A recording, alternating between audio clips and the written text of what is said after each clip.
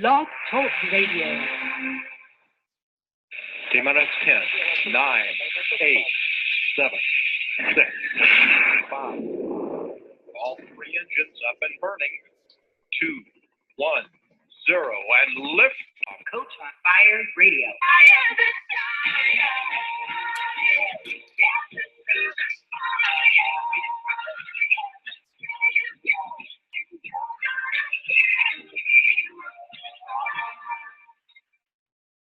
Welcome to Ignite Your Luminescent Life, Intuitive Business Mastery and SaaS with me, your host, Dr. Elena Estanol. I'm a high-performance psychologist and intuitive business mentor who empowers heart-centered entrepreneurs to express their divine calling through profitable and transformational businesses. And I'm super, super excited to be here with you and to have our fabulous guest today. Her name is Elena Zarcone. And she is actually known as the Liberating Leadership Coach, which we will find more about this. I think that this is like so fascinating. She is so passionate about helping her clients live an all-in and full-out life to really step into their power and to really enjoy the success that they deserve to have in their life and in their business. And she had a pretty successful corporate career. I think it was like 24 years or something like that. And then she decided to earn her master's degree in counseling and then become a national certified counselor, a core energetics practitioner, and then a certified life coach. So she is somebody that has like so much wisdom and so much life experience, which I'm just so excited to have her here. She is also the founder of Source Your Joy and Liberating Leadership Solutions. And she is the host of the Your Shift Matters podcast. So I'm super, super excited to have you here, Dana. Welcome. Thank you. I'm so happy to be here. Boy, I hear you go through all that. I think, boy, I've been really, really busy. Overwhelmed just listening to it. Well, sometimes when I hear my intros, I'm like, oh boy, I'm old. Right, seriously, huh? Like, okay, well, I'm old because you can't do all those things with like too few. Talk about a lot of notches in your belt, right? With too few years, right? Oh, so, yeah. So anyhow, just a few housekeeping items. Those of you that might be listening in, if you decide that you have some questions for Dana and want to call in later and ask her, the number to call is going to be 646-716-7979. 646-716-7979. And then those of you that are listening that actually would want to get a hold of our video and get to see us live and in person interacting as we're going through this interview, you can sign up for that at intuitivebusinessmastery.com/radio. So one of the things that I like to do, Dana, when I first have my guests is kind of get a little bit of a sense of like who you are and, you know, like how did you get to be who you are and do what you do and, you know, that kind of thing. So maybe we can start there. Like what inspired you to, because there was a shift here. So I'd love to hear about that. Yes. Your shift matters, right? That's right. Exactly. Yeah. No, you know, kind of the Cliff Note version here, I took the traditional route of going to college and getting my business degree. And then I started out with DuPont right out of college. And I was with them for, well over 24 years. And I was very fortunate. It was a great company to work for. They had a very respectful environment. They were very good with women. So much so that I was able to climb to senior leadership roles along the way. And I was very successful in the corporate world, but the reality was inside in my heart, I just wasn't fulfilled. I was fortunate to work with so many people, and I just knew it really wasn't what I was meant to be doing. So I was very fortunate at one point when I decided, you know, I think I want to go back and become a psychologist or a therapist or something. And I decided I want to go back and get my master's. And I had a fantastic boss at the time with DuPont. And I went to him and I said, so here's one thing about doing. What do you think? And he said, well, if you go get your master's in psychotherapy, you actually be good at building teams and handling workplace conflict. Okay, so DuPont picked up my bill. They paid for my master's, which bless their hearts. And that's so pretty awesome. That's a brilliant thing. And, you know, I want to say, I know that it might not seem like a big deal for you, but I just kind of want to highlight that for our listeners, because I know that there's probably people that are in jobs where they're feeling like, this is fine, but it's not really what I want to do. And maybe I want to do this other thing. And they're trying to figure out how to make that transition. And like, this is like such a brilliant strategy. I love that. Yeah, and I really thought I had everything to gain, nothing to lose. I might as well ask, right? And so I was very pleased. They paid for my whole master's, and at the same time I was getting my master's, this is pre-kids, of course, but at the same time I got my master's, I was going through a 4-year program in New York City at the Institute of Core Energetics. So I specialized in core energetic psychotherapy, and I did all that work, and I was moonlighting as a therapist in the evenings and working for DuPont during the day. Actually, in the middle of that, I was a fitness instructor at lunch, so it's kind of crazy. And then it's like, and then eventually I had kids. I had my first baby and my beautiful daughter, and I wound up having to make a decision. And unfortunately, at the time, I didn't do what I loved so the money would follow. I followed the money. I decided that it was going to be a lot easier raising a child, working under the security of a corporate blanket. And I stayed with the corporate world for a long time. And eventually we moved here to the Cleveland area, which is where we are now. And I wound up working with another company. And I'll be honest, it just sucked the life out of me. It was a very different company than DuPont was, very dysfunctional. It was a really tough work environment. Very debilitating, and it got to the point where I just wound up finding myself very depressed, just sorely depressed. And I hit my rock bottom during that time, and I really had to do some soul searching about, is this money worth my sanity? Yeah. It was a tough road. Yeah, and I really love what you said about there's just so much wisdom in just a little bit that you're sharing here, is that you said, well, I didn't do what I love, and in some ways you had good reasons. And I think that that's kind of what happens for all of us, right? Like there's different times in our lives when we seek certain things, and then we have to make these decisions of like, okay, what feels most important? And that, in some ways you had a sense of what it is that you wanted to do, and that you felt like, okay, I needed to take a more rational approach. And then you said, and then I got depressed. And I know that we're going to talk a ton about this, but I have this theory that people get depressed when they're not really doing what they're here to do. Like I have this theory that when you're not really like in line with your gifts and the things that bring you joy, that's like the best invitation for depression. And so, Absolutely. And it was certainly, I was no exception to that. I mean, being in a place where I was, I woke up okay. And then on my drive to work, I could just feel myself contracting and just the resistance of not wanting to be there.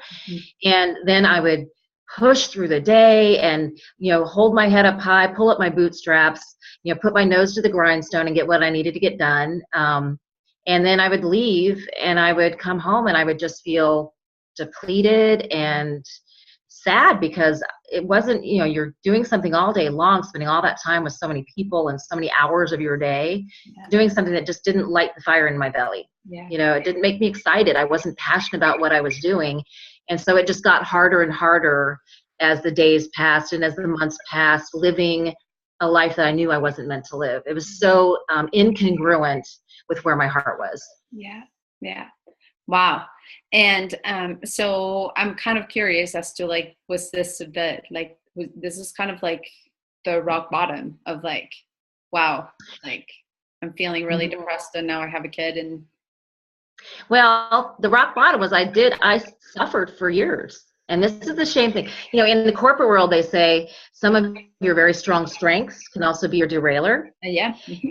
And for me, I'm a fighter. I don't give up. And so my strength is that I don't give up, but my weakness in this part, the derailer, was I was working for a company I didn't really enjoy. I didn't fit in their corporate environment very well. I was not following my passion, but I stayed with it, for the wrong reasons, the paycheck and the family stability and all this kind of stuff. And over the years, it just like chiseled away at my self-esteem, my sense of self-worth. And eventually one night, literally in the middle of the night, about 2:30, I just woke up just with this horrible, horrible heaviness and sadness that I wound up on the bathroom floor at 2:30 in the morning with earbuds in my ear. And I was listening to Whitney Houston, one of my favorite artists, singing a song, I Look to You. And in that song, there's a couple of phrases where she talks about, I've done all I can do here. I don't know what else to do, so I'm looking to you. And the way I was interpreting that at the time was, I'm looking to you because I'm done. I am so done. I felt broken. I felt defeated. And even with small kids, I felt I remember that morning I cried for hours listening to that song over and over again. And all I could say to God was, I'm ready when you are. Wow. You are ready to take me, take me. I will not commit suicide. That is not in my DNA. However, I will not put up a fight if you decide that it's time to bring me home. Wow. You know, it was a tough time, very tough time. Yeah, totally. I'm noticing just like the connection being a little wavy. So I'm gonna like just interrupt for a second so that maybe they can that we can catch up because it sounds like this is like super, what you're sharing is like super deep and so meaningful about, getting to that place of maybe even considering like, okay, like, do I want to stay around? Mm-hmm. Right. It was really, and actually in that moment, in my rock bottom moment, it wasn't, do I want to stay around? I was sure I didn't. I was sure that I was, I didn't matter. I'm not good enough. I mean, all this stuff that I didn't really realize at the time, but they were actually my core beliefs of who I was, the way I saw myself. And the world proved that in my mind. Right. And so I was done. I was like, what am I even doing here? So I had made up my mind. I'm ready when you are. Bring me home. Bring me home. And I will watch over my kids from there where I will be happier and I can still protect them. Wow. So what kept you, what kept you from doing it at that moment? Well, like I said, I wasn't suicidal in that I wasn't even fantasizing about suicide. That was never an option, but it was a surrender to God saying, I'm ready. And I honestly think doing that surrender, I think there was a part where God swooped up and said, I've got you. And this is not you. This is not who you are. And I'm getting chills even just saying that. There was something, even as soon as the next day, and I'm kidding. I was 3 hours of just bawling. My heart was breaking into a billion pieces. It was the most pain I've ever felt. And the next day, I think I had a recovery day, if you will. But I think the following day I went, this is not me. This is not who I am. And this is not the way I can't live like this anymore. I can't live like this. And so there was a divine intervention or something where I just had this knowingness, hold the door here, like, hold the front door. What is going on? This is not me.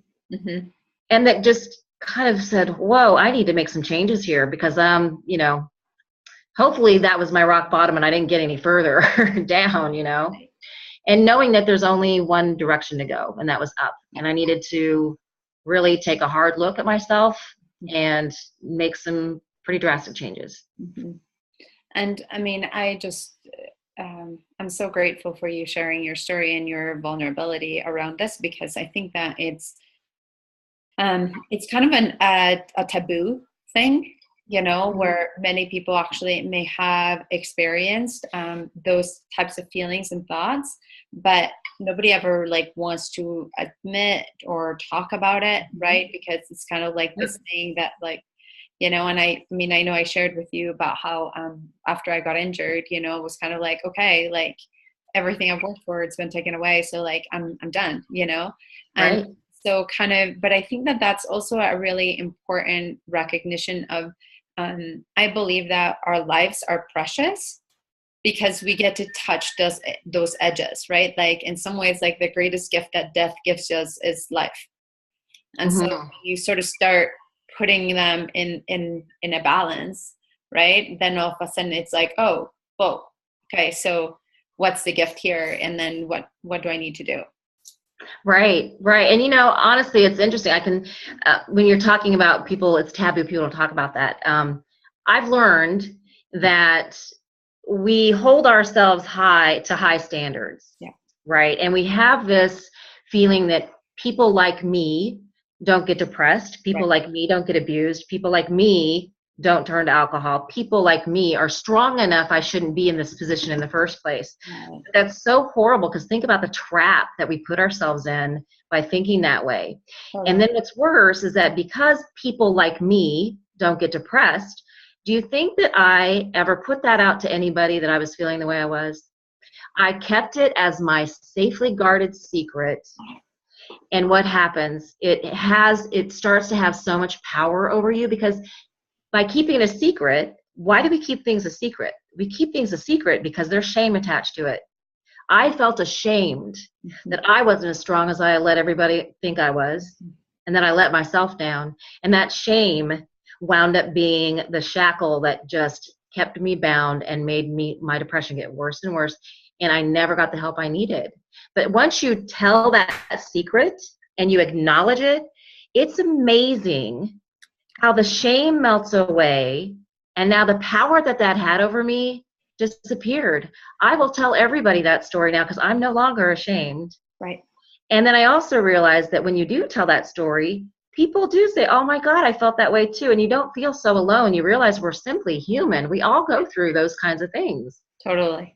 And I love what you're saying about the shame and how shame keeps you trapped, and it's a shackle. And and we're talking right now for you, just kind of getting to that rock bottom of feeling really depressed. But I think that it shows up in so many different ways, even with as simple as not actually knowing stuff, like I see it with many of my clients where like are entrepreneurs and they don't know how to do stuff, but they were ashamed to like reach out and get help because they didn't know how to do something, or they didn't know. And it was like, oh my gosh, like how many beliefs and stories are we like carrying that are keeping us from actually accessing the resources, the support, the community to actually help us do better and perform better and be happier and healthier. Right. Well, you know what I would also argue is, and listening to you talk about this, I think the flip side of the coin to shame is pride. Yes. Because, because it's like, because I'm so proud of how strong I am, I now feel ashamed because I'm not strong.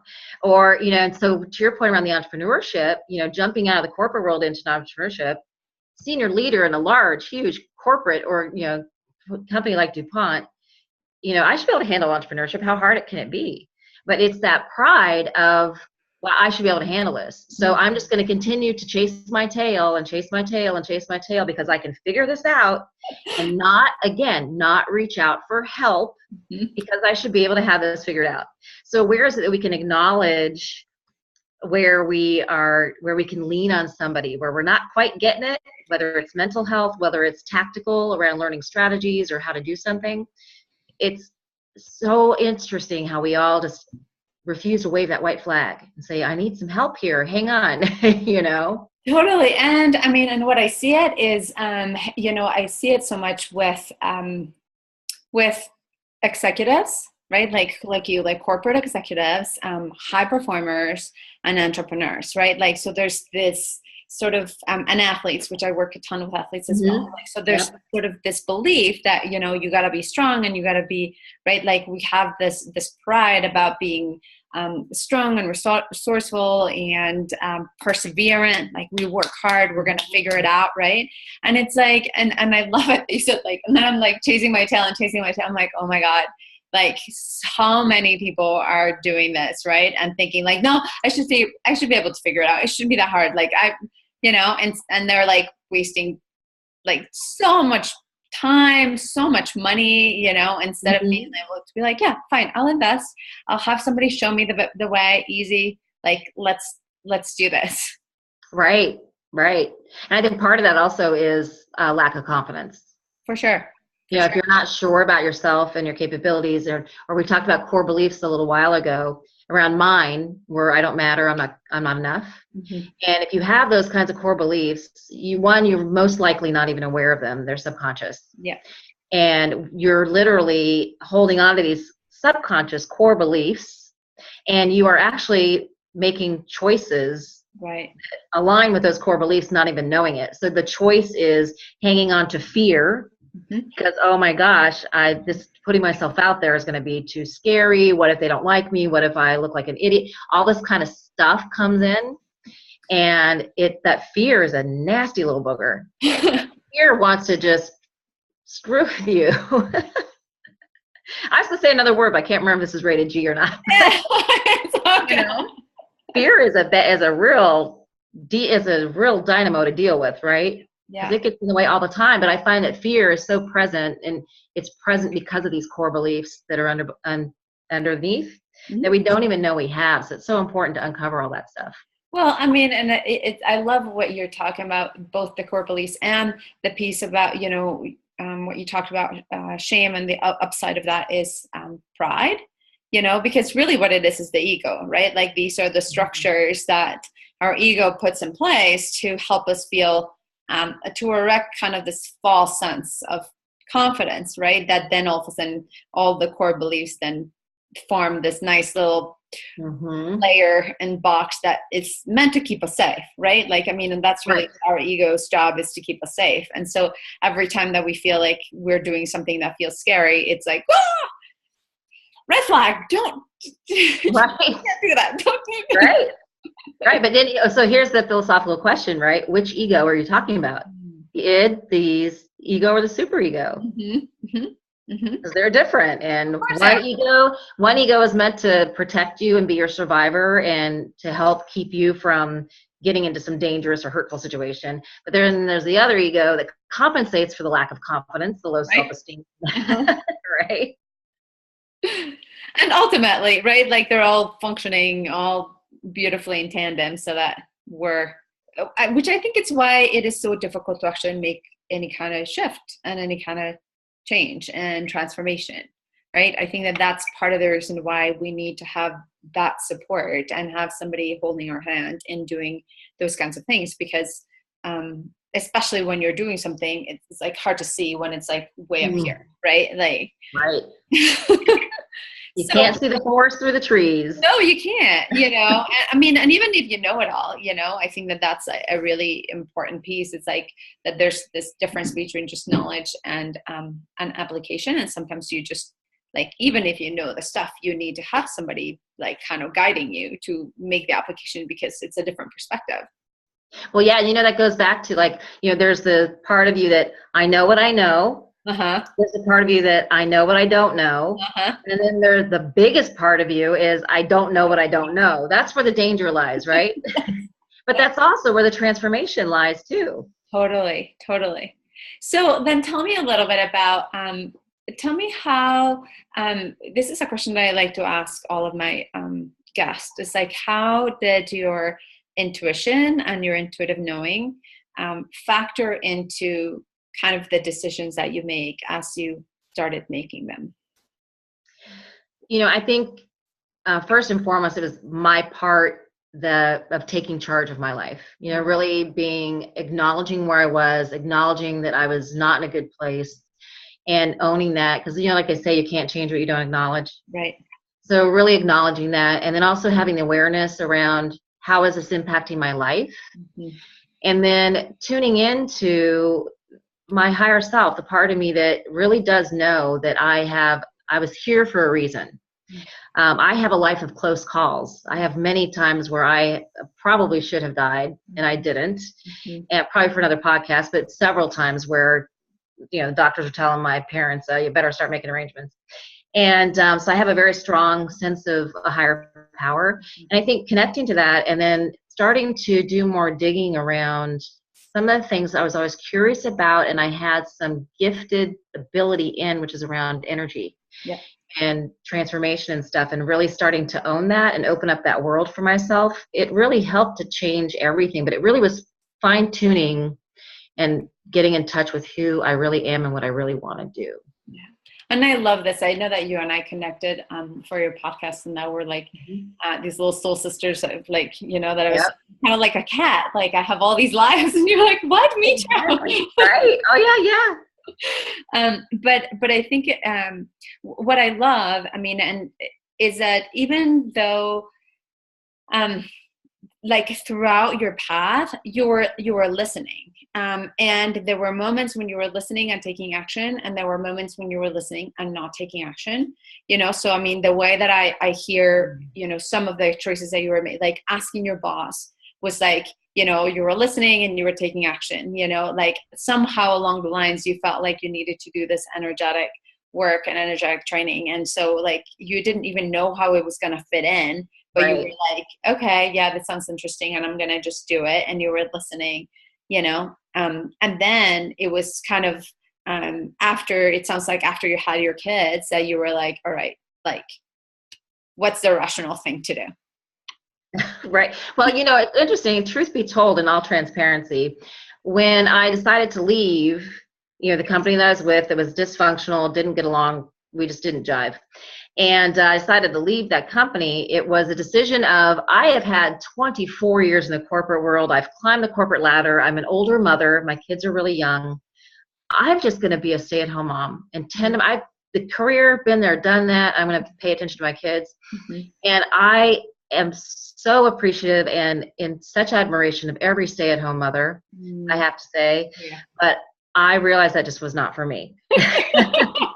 It just was not in my DNA. I'm like, I just really knew, and talk about gravitational pull. Yeah. I knew there was a tap on my shoulder. I was saying, you are meant for more. You were supposed to be doing something in addition to this. You can still be a great mother, but don't sell yourself short. There's more for you to be doing here. And to listen to that and go, okay, wait a minute, what's that going to be?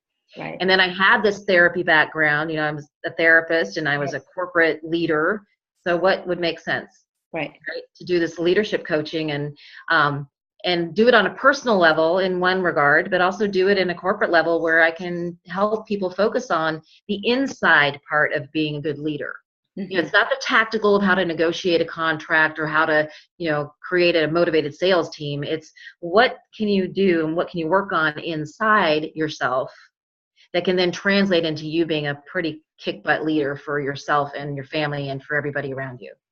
Which I think in my opinion, it's probably one of the most important parts of leadership, right? It's like, how can you be a good leader if you cannot model those things, right? Like, as a leader, I think that you are often modeling all the time, right? And so if you can't learn how to,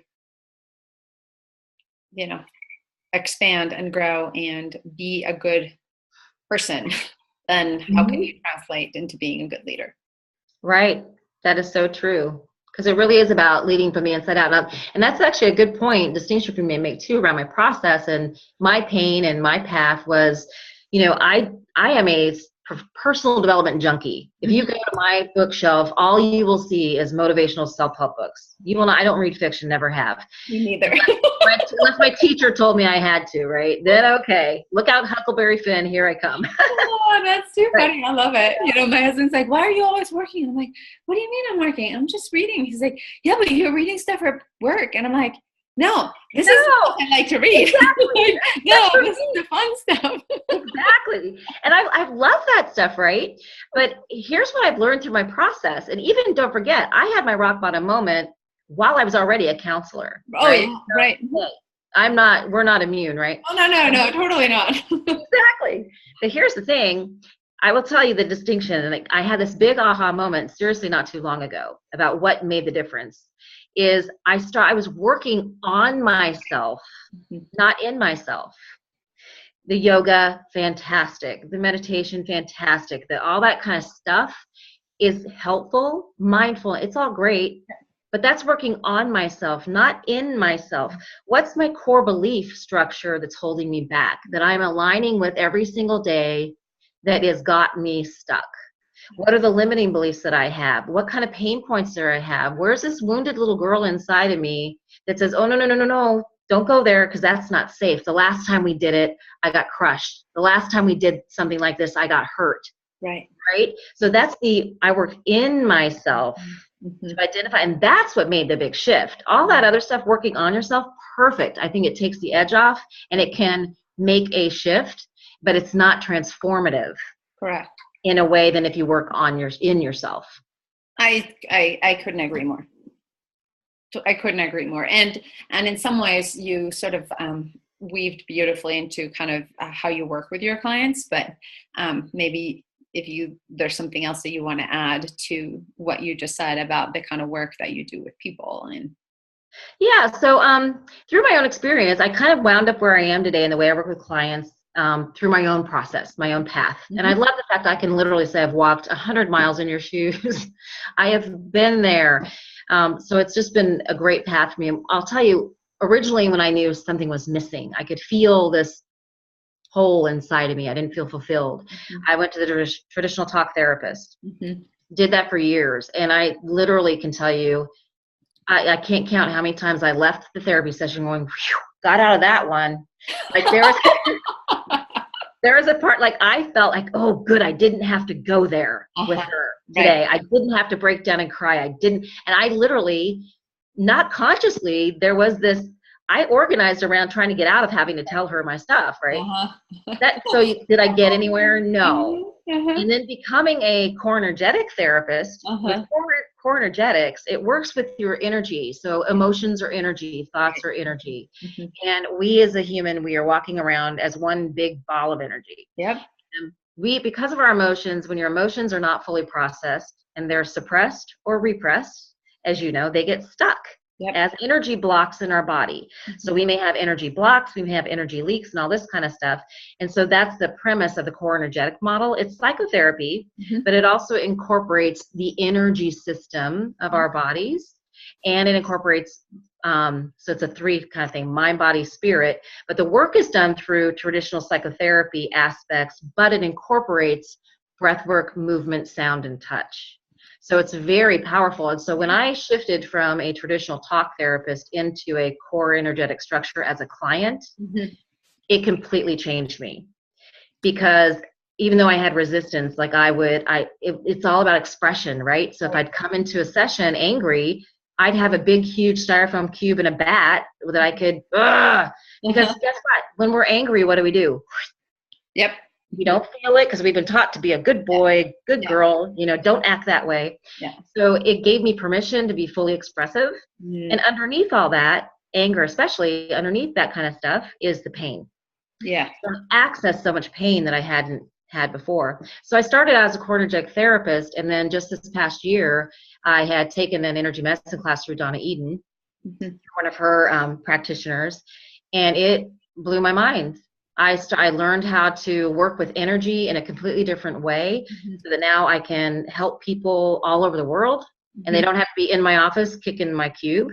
And so now I pull all of those in together, and it's just worked out exponentially. So now I can take clients through a transformational process, and I can shortcut it. So what would have taken in traditional talk therapy years, I can do with months with my clients. Yeah. And it's incredibly powerful. And I love that you're talking about this. I know that it's been really transformative to like some of the work that I do. And it's sort of interesting because I know that there's like these processes where like, okay, well, we could do this and we can get through this in like a month or two, or we could do this thing where we just talk for like years and years and years, right? So I think that's like incredibly awesome and powerful. And I'm kind of curious, and just because, being a psychologist myself, I know that there's like all of these sort of beliefs about like what is like the traditional way of practicing and not practicing, and I'm just kind of curious if any of that kind of stuff like showed up for you. You mean, are you talking about like ethically as a therapist?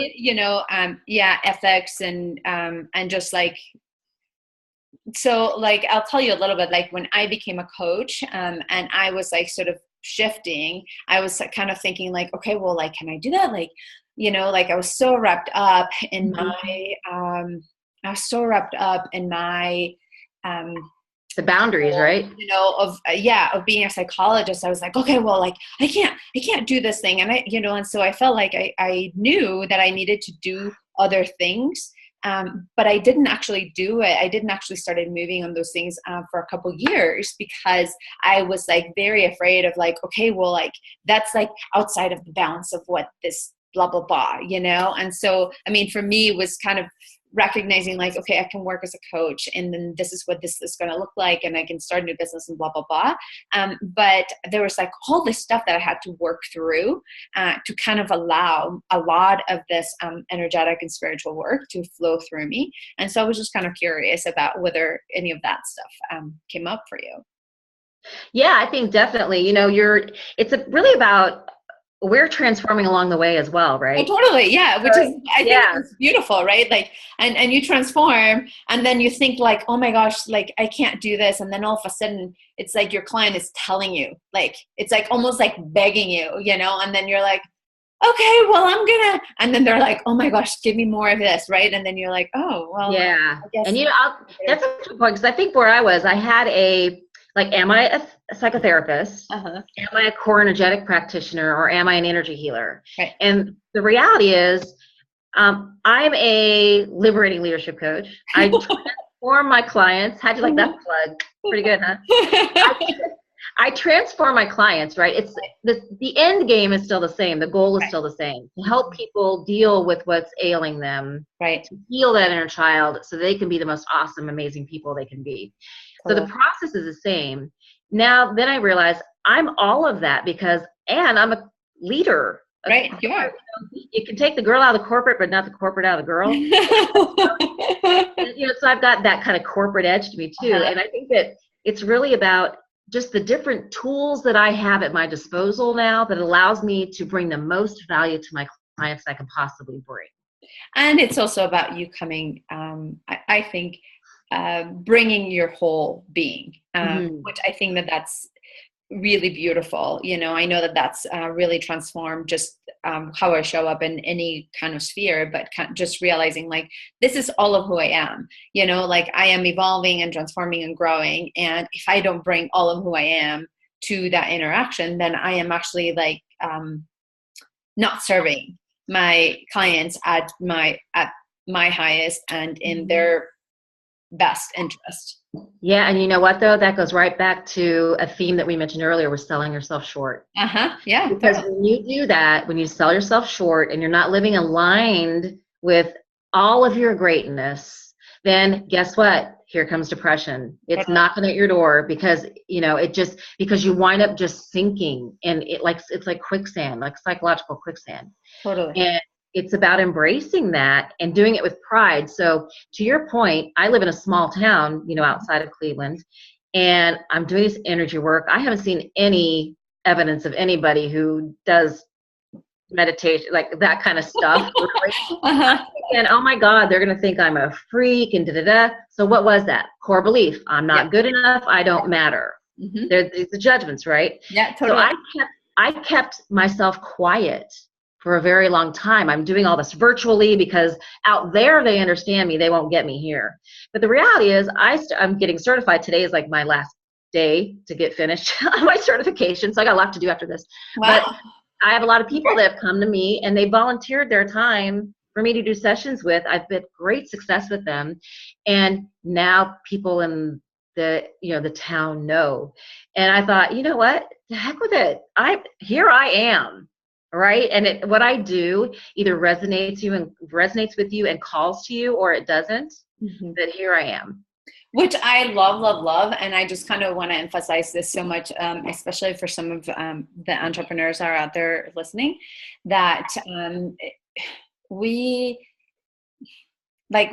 are fed and indoctrinated into so many different beliefs that end up blocking our ability to really show up as who we are, and that the more that we just come back to us, right? The more that you let your freak flag like out there and be like, all right, like this is all of who I am. And, I think that the more attractive you become for the right client, because then all of a sudden they are sensing that authenticity, and then they're being like, hey, that sounds interesting. Like, I want to know. Right. And the people that are turned off, then they're going to be off. And then it's like, great, like, give you my blessing. Like, don't clutter the space over here, like, let it open up for the people that really need to come and enter your sphere. So I think that's so beautiful. Yeah, and to your point, you are in a place where you're resonating and you're vibrating at a whole different frequency when you're standing in that place than when you are selling yourself short, you're enabling yourself and all this kind of stuff. You're vibrating at a totally different frequency, and people can feel it, even if it's subconscious, and they'll think, what the heck? When you're out there and you're all in, like the all in full out thing, right? Yeah, totally. Like, people can feel it. It's the same thing when they say, oh my God, when that person she just lights up the room when she walks in. Why? Right? It's an energetic vibration. Totally. And because you are really fully embodied. And I know that you and I can talk a whole bunch about that. So I know that we've gone a little, and I want to kind of remind people that are kind of listening, I want to give the phone number out just in case they want to call in. And that's 646-716-7979. And I also want to kind of go back to some of the stuff that you were talking about in terms of there's all these myths, right, around like depression and why we're not able to like be really happy and experience joy. And I know that you are the expert at this. So kind of give me a little bit more about like what are some of those myths, and what is it that how do we need to start changing the way that we think about some of the stuff so that people are accessing support faster? Yeah. I appreciate that question, because one of my passions, and I'm sure we've talked about it through our conversations, is I am so passionate about destigmatizing depression. It comes with such a bad rap. I mean, the stigma is, it's very heavy-handed, and there's so much misinformation and misguidance out there that people like me won't admit when I'm depressed. Because, right, you just get labeled. It's like this rubber stamp is going to go on my forehead, and there you go. And so the myths, I really am very big about dispelling a lot of this. So first and foremost is that it's a disease. And it isn't. It's not a disease. There is no scientific evidence that says it is. They're treating it like it's like insulin-dependent diabetes. Right. You can't treat this. You don't draw blood and you don't count the blood cells and say, oh yeah, you have this disease. It's not a disease. Depression means dis-ease. It means that something's off balance. It's your wake-up call that something's not right.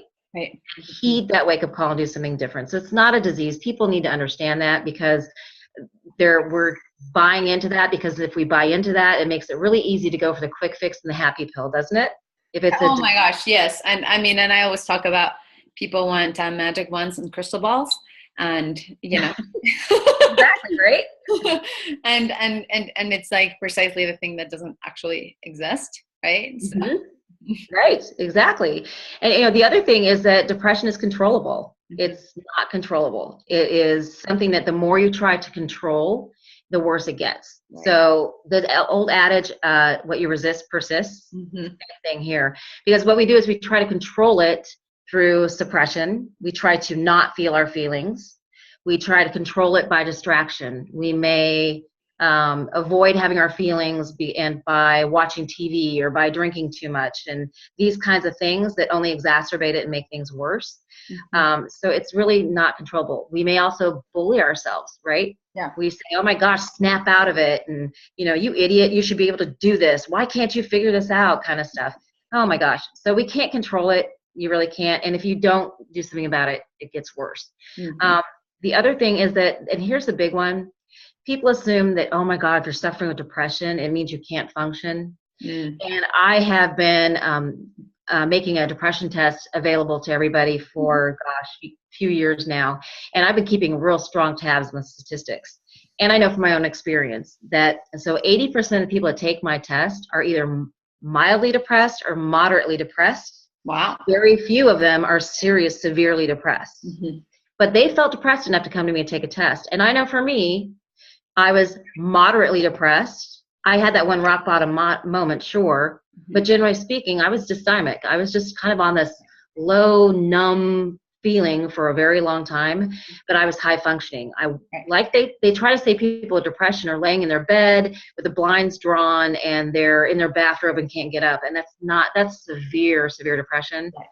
30% of us are depressed, and we're walking around taking our kids to their soccer games and running meetings and functioning on the outside. And what I'm hearing from you, it's really like kind of that blah feeling of like they're going through the motions of life, but they're not really connected to that joyful, excited, energized feeling. So, you wouldn't be able to say about them like, oh my gosh, they're lighting up the room when they come in, because they're not at that energetic level. Like they're just kind of flying under the radar. Well said. That's exactly it. And you can put your happy face on, like that commercial. That's probably the only depression commercial they show that happy. Like with the, Yeah. It's like, but that is probably the most accurate of these antidepressant commercials. Yes. Don't get me started on that, but it is really, no one would know I was depressed. I was happy. I was cracking jokes. I had my mask on, and so I was very high functioning. I still got promoted, all that kind of stuff. But it's about how you feel on the inside. I felt detached. I felt numb. If you asked me when I laughed last time, I couldn't even tell you, because you just feel flat. You feel flatlined emotionally. Right. So I'm going to say something that is, I know it's going to be controversial, and I'm kind of curious about, your take on this. I really believe that every single ailment that happens in our body is actually a signal of something that is misaligned that we need to be paying attention to. So it's not necessarily this like, oh, it's this major thing, and something's a major thing that will need both medical and, but that it's really our bodies screaming for help. That something is really not aligned, not well inside.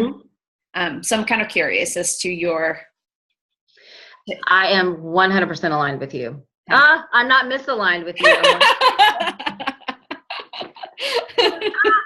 No, I totally get it. And honestly, it's so easy to go to the disease, the medication, all that kind of stuff, right?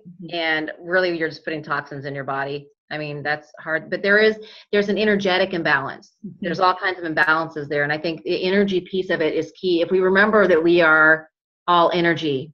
Right. And if we really can buy into that, and I'm sure you've seen the Curlian photography where they take of hands and leaves and shafts of wheat, and you can actually see the energy print you can see the energy around. It's there. We are energy.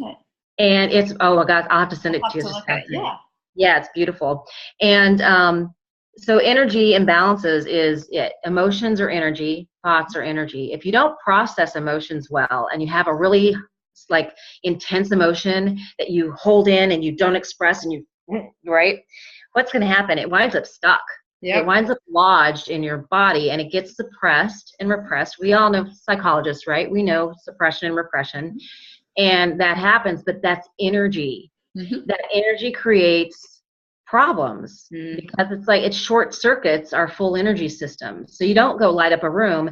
It's like having all the breakers on, right? And then a breaker tripped. Right. Now part of the room isn't lit anymore. Right. Same thing with this energy. So yeah, I believe in the training that I've gotten in this last year is that, emotional imbalances and the trapped energy there is 93% of our issues right now.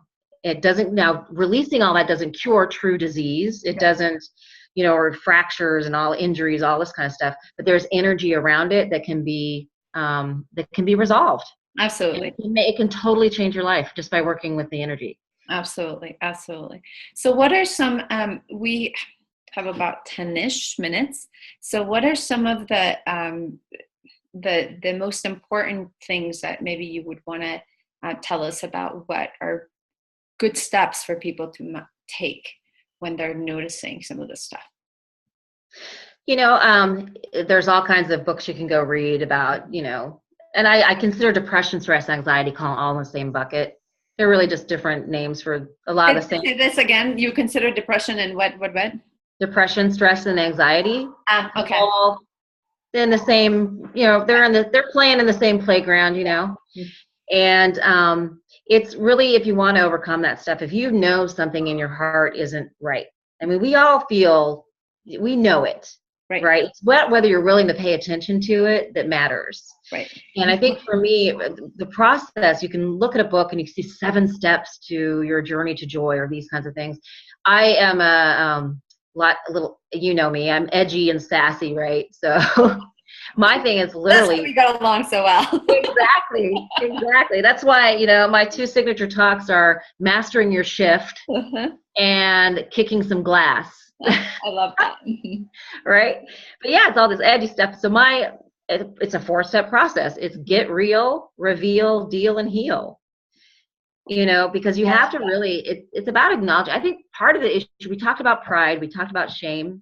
And I will honestly say, I think from my own experience and what I've seen with my clients is if you aren't willing to get real with yourself and own up that something's not right, and then go on an expedition to figure out what that is, you're just going to be like you are. If you're unhappy, you've got to reveal and acknowledge that you're unhappy and then figure out why. So repeat those 4 steps again, because I'm sure it was get real, reveal, deal, and heal. And heal. Okay. Fantastic. I just wanted to, because you said them like very smoothly, and I'm like, okay, I think people are going to be like, whoa, get real, reveal, deal, and heal. Yeah, for sure. For sure. And you also have, I know that you gave me this and I want to give it because it sounds like it's a good time now. You have created this 9 strategies to create a joyful life.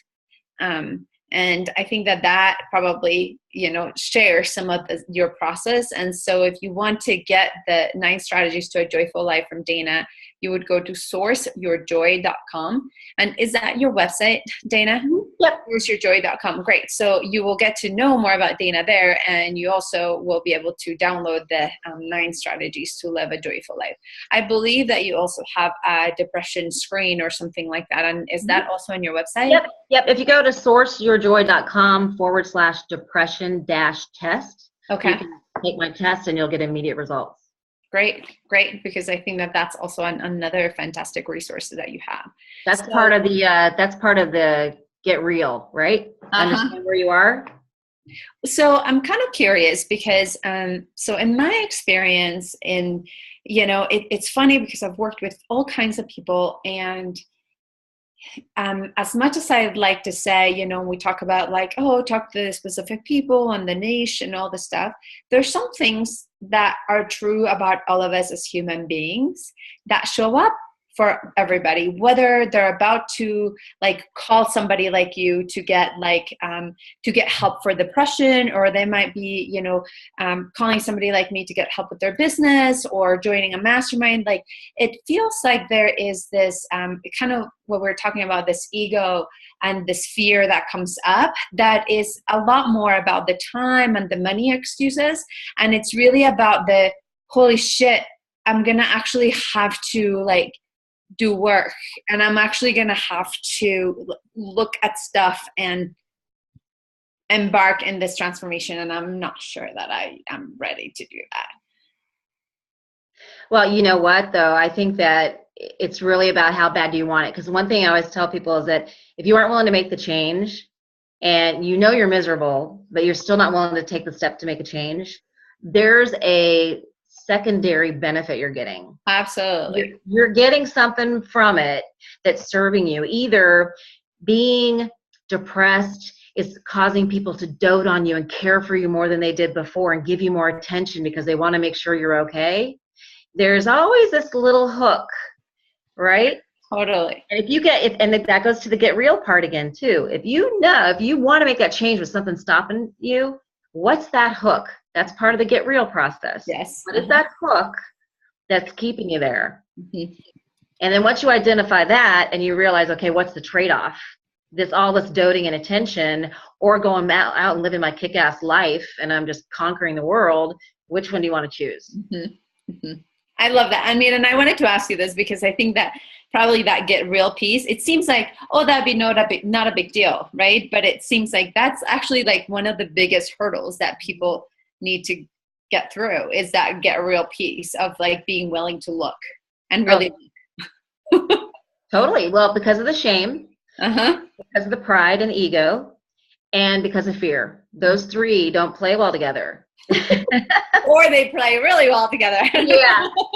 Yeah, it's like Bonnie and Clyde, right? The sidekick. But yeah, really it is about the transformation, and it is, change is scary. Any change is scary. Yeah. And you always say that the change can be very positive, but it doesn't, and it can be really, it can be challenging, but it doesn't mean it's not the right decision. Right. I totally agree. So, I mean, in the next few minutes, I don't see anybody that has called that's on the line or anything like that. So we have, I don't know, like about 3 minutes or something like that. Are there things that you would want to leave us with, or do you want to make sure that people know? Yeah, I think really just my whole thing is about just be loving and kind to yourself. We judge ourselves and hold ourselves to such this high standard of, and it goes back to these core beliefs. Like, if I'm not perfect, they won't love me. If I'm not, oh my God, just be human, and take it easy on yourself, because we are meant to have all these beautiful emotions. And I won't even say bad emotions, because I don't believe there are bad emotions. They're all just emotions, right? We're human, and we're all about finding love and finding connection, not only to other people, connection deeply to ourselves, and connection to a higher power. And if you focus on just those three things, on really being committed to having those kinds of connections, and then having faith that they're going to happen and that you will be served, everything else falls into place. I couldn't agree. You don't need to try so hard. If you just relax, and we talked about waving the white flag and finding support. It's also about knowing you're a co-creator in this world. Totally. You're co-creating every single day, and we're in good hands. Totally. I couldn't agree more. I was posting something. You said two things that I posted on my Facebook feed yesterday. One was about just encouraging people just to be kind and loving, because I think that any kind of change that we want to see in our world starts with us. And it's like, how can we want or expect anybody else to be kind or empathic or compassionate if we can't lend that to ourselves first, right? And then the other one is just kind of the piece of like, it's interesting and fascinating how when you trust, like things just kind of fall together, like the right people come into your life at the right time. And, like I was thinking, I need to really focus on my book. And then the publisher called me like 2 minutes later, I swear. And I was like, okay, well, clear message received. Got it. Exactly. You've got to be listening. Yes. Well, which I think is so important. And I feel like that's part of the reason why I always ask about intuition, because I think it's a superpower that we all have. And we don't always access, we don't always listen, we don't always trust it. And so the more that people get to hear about other people like accessing it and trusting it and how that's shown up in your life, then that would be, it's really, really beautiful. Yep. So I love what you've shared. 90 seconds. And we're getting the